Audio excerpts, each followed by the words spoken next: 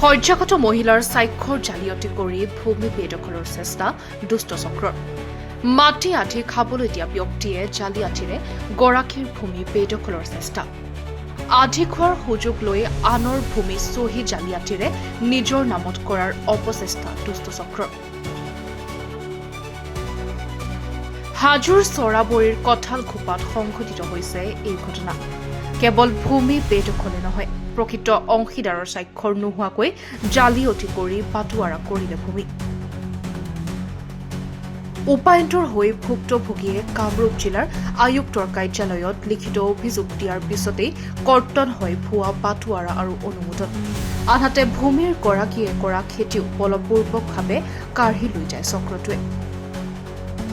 এফালে শয্যাগত মাতৃ, আনফালে প্ৰয়াত পিতৃৰ ভূমি ৰক্ষাৰ চেষ্টাত বিনিদ্ৰ ৰজনী কটাইছে এতিয়া পুত্ৰই।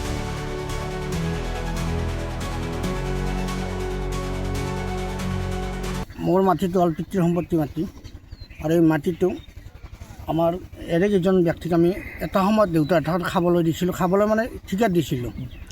আৰু সিহঁতে এতিয়া দেউতা মৰি যোৱাৰ পিছত সিহঁতে ঠিকা দিয়া বন্ধ কৰিছে। মই আজি মাজতে খবৰ দিলোঁ, সিহঁতে আহি পেলাই কৈছে যে মাটিটো আমাৰ। মই সিহঁতক সুধিলোঁ, মাটিটো আপোনালোকৰ কেনেকুৱা হ'ব? মাটিটো আজি আমাৰ চিটিত মোৰ দেউতাৰ জেগাত মাৰ নাম আহিছে, মোৰ খুৰাহঁতৰ নাম আছে, আপোনালোকৰ মাটিটো কেনেকুৱাকৈ হ'ব? মইতো অফিচত গৈ পেলাই চাইছোঁ, ডকুমেণ্টছবিলাক আমাৰে আছে। তেওঁলোকক সুধিলোঁ, তোমালোকৰ কি প্ৰমাণ আছে? তোমাৰ দেউতাই তাৰমানে আমাক এইটো 2015 বাইনাৰী ৰেজিষ্টাৰ কৰিছে। বাইনাৰী ৰেজিষ্টাৰ কৰিছে চাওঁ। যদি দেউতাই বাইনাৰী ৰেজিষ্টাৰ কৰিছে 2015-ত, দেউতা 2021-ত মৰিছে, তোমালোকে কি কৰি আছিলা? দেউতা থাকোঁতে মাটিটো কিয় কৰিব নোৱাৰিলা? মই ঠিক তেনেকুৱাকৈ তেওঁলোকক কৈছোঁ। তাৰপিছত আপোনাৰ মাটিটো সিহঁতে কি কৰিছে, দেউতা মৰি যোৱাৰ পিছত সিহঁতে মাৰ নামত কৰি আনিছে। মাৰ নামত চিটাত মাৰ নামটো আছে। তাৰপিছত মই গম পাইছোঁ মাৰ নামটো আছে, আমাৰ নামবিলাক উঠা নাই। সিহঁতে বাটোৱাৰা কৰিলে মাটিটো, যে আমাৰ কোনো অংশীদাৰে কোনো চাইন দিয়া নাই, মা চাইন দিয়া নাই, আমাৰ দাদা খুৰাহঁতে কোনো চাইন দিয়া নাই, বাটোৱাৰা কৰিলে। কেনেকৈ কৰিলে বাটোৱাৰাটো?